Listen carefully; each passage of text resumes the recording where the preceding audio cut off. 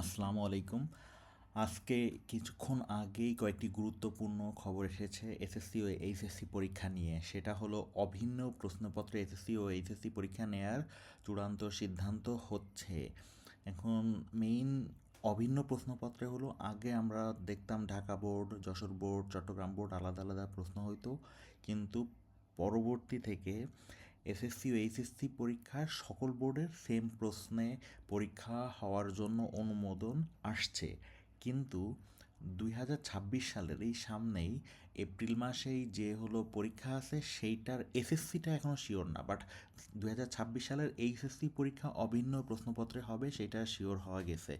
এই যে নিউজ অভিন্ন প্রশ্নপত্রে এইচএসসি পরীক্ষা নেওয়ার সিদ্ধান্ত, সেখানে কিন্তু লিখে দিয়েছে আসন্ন এইচএসসি পরীক্ষা অভিন্ন প্রশ্নপত্রে নেওয়া হবে, মানে 2026 সালের এইচএসসিটা কনফার্ম, বাট এসএসসিটা এখনও কনফার্ম না।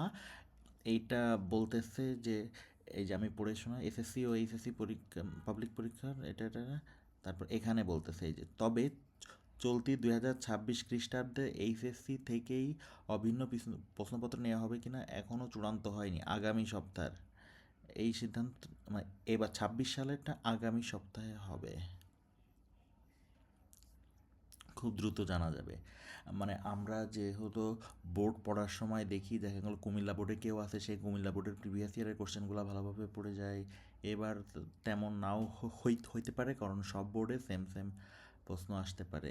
এতে করে এত এত বোর্ডের ঝামেলাগুলো কম হবে। কিন্তু এই ক্ষেত্রে মানে ভিন্ন ভিন্ন বোর্ডে নেয়, তার মূল একটা কারণ হলো দেখা গেল একটা বোর্ডের প্রশ্ন ফাঁস হইলো যশোর বোর্ডের, দেন হলো সারা দেশে ছড়াই যাবে।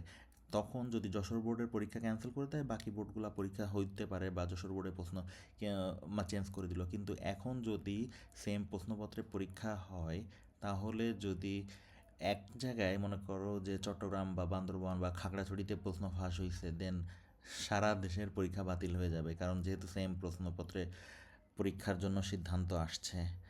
তো আমরা পরবর্তীতে সব আপডেট দিব, বাট 26 সালের এখনও পুরাপুরি শিওর না।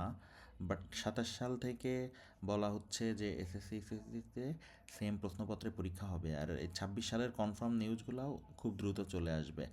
আর একটা গুরুত্বপূর্ণ নিউজ, সেটা হলো 27 সালের এসএসসি পরীক্ষা ডিসেম্বরে হবে। অন্যবার যেমন আমরা ফেব্রুয়ারি মার্চের দিকে পরীক্ষা হয় এসএসসি, সেটা না, 27 সালে ডিসেম্বরে পরীক্ষা হবে।